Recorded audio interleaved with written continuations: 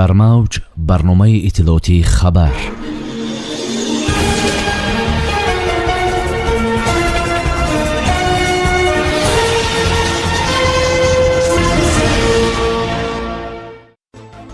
санаи баргузоршавии паёми навбатии роҳбари давлат муайян шуд.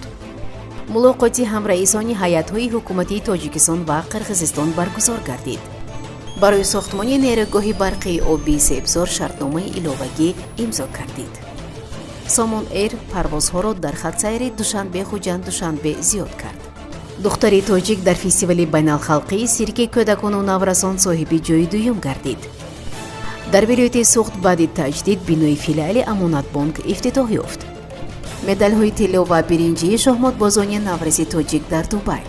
президенти ҷумҳурии Тоҷикистон муҳтарам Эмомалӣ Раҳмон ба Маҷлиси олии Тоҷикистон санаи 28 декабр ироа хоҳанд кард. дар ин бора аз хадамоти матбуоти президенти ҷумҳурии Тоҷикистон ба Азия Плюс хабар доданд. сарвари давлат замони ироаи паёми худ дар баробари самтҳои асосии сиёсати дохиливу хориҷӣ инчунин рушди иҷтимоии иқтисодии кишварро дар соли оянда мушаххас мекунад. дар ҷаласа бахшида ба ироаи паём ҳамасола ба ҷуз вакилони маҷлиси намояндагон ва аъзоёни маҷлиси миллии кишвар ҳамчунин роҳбарони вилояту шаҳру ноҳияҳо, вазорату ниҳодҳои кишвар, ходимони илму фарҳанг, намояндагони дипломатии муқими кишвар ва созмонҳои байналмилалӣ низ даъват мешаванд. дар шаҳри Ботканди ҷумҳурии Қирғизистон мулоқоти ҳамраисони ҳайатҳои ҳукумати ҷумҳурии Тоҷикистон ва ҷумҳурии Қирғизистон оид ба муайянкунӣ ва аломатгузории сарҳади давлатии Тоҷикистон ва Қирғизистон Саймумин Ятимов ва Қамчибек Тошиев баргузор гардид. дар ин хусус Амид Ховар бо истинод ба Кумитаи давлатии амнияти миллии ҷумҳурии Тоҷикистон иттилоъ медиҳад.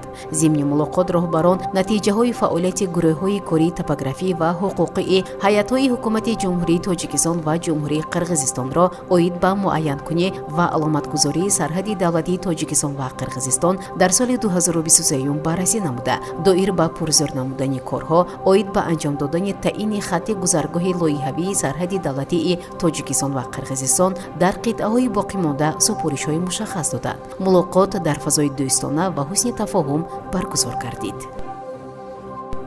аз ҷониби вазири рушди иқтисод ва савдои Тоҷикистон Завқи Завқизода, директори Бонки Олмонии рушд барои минтақаи Аврупои Шарқӣ, Қавқоз ва Осиёи Марказӣ хонум Вероника Гарсия Дел Арко, роҳбари намояндагии минтақавии Бонки Олмонии рушд дар Осиёи Марказӣ Андреас Шнайдер ва роҳбари ширкати Помир Энерҷи шартномаи иловагӣ оид ба пешниҳоди грант ба маблағи 10 миллион евро барои сохтмони нерӯгоҳи барқии обии Себзор ба имзо расонида шуд. хабар медиҳад Амид Ховар. иқтидори нерӯгоҳи барқии обии Себзор 11 мегаватт буда қисмати зиёди вилояти мухтори Кӯҳистони Бадахшонро нерӯи барқ таъмин менамояд.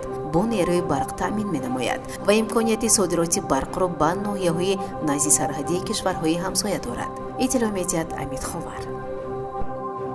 шурӯъ аз 16 декабри соли равон ширкати ҳавопаймоии Somon Air парвозҳоро дар хатсайри Душанбе-Хуҷанд-Душанбе зиёд мекунад. ҳамин тариқ парвозҳо дар ин хатсайр ҳар рӯз амалӣ мешаванд.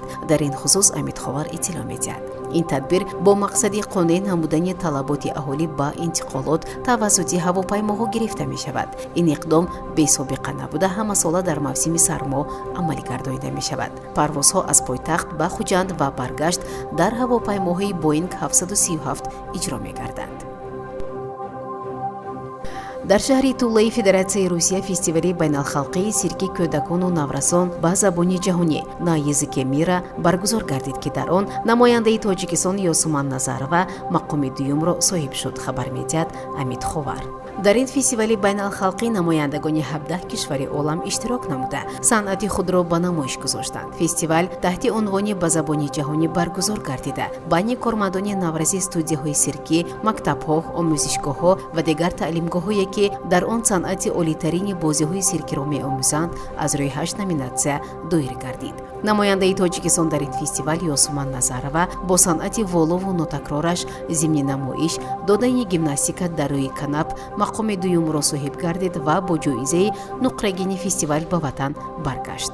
хабар медиҳад Амид Ховар. با افتخاری تجلیل 35مین سالگرد استقلال دولتی جمهوری تاجیکستان در مرکز مأموری ولایت سوخت شهر خوجند بعد تعمیر و تجدید بینای فیلیال رقم 23 کارخانه واحد دولتی بانک امانتگذاری جمهوری تاجیکستان امانت بانک در ولایت سوخت به استفاده داده شد. از این به بعد خدمت رسانی بانک در این بینای خوشتر زمانوی که از 3 آشیانه و تخانه عبارت است در شرایط مساعد برای مانده می شود. انشاءات دارای قریب 40 حجره برهوای کاری، تالار مجلس با 200 جای نشست، حجره‌های نگهداری اشیاء قیمتناک، انبار، آشخانه و دیگر انشاءات یاری رسان می باشد. شاهمادبازان نوروزی تاجیک از مسابقه بین المللی یونیورس چیز تورنمنت که در دبی برگزار گردید بعد از آویزی ارزنده برگشتند. انیسا گولیایوا پنج اشتراکچیان تا سنی 9 ساله به دریافت مدال طلایی مسابقه و نظر غفورов میان بازیگران سنی تا 15 ساله به مدال برنجی شرف یاب گردیدند. بنا به معلومات سینو چیز اکادمی در این مسابقه زیاد از 60 نفر شاهمادبازان از 10 کشور دنیا شرکت ورزیدند. خبر مدیات آسیا پلوس. در موج برنامه اطلاعاتی خبر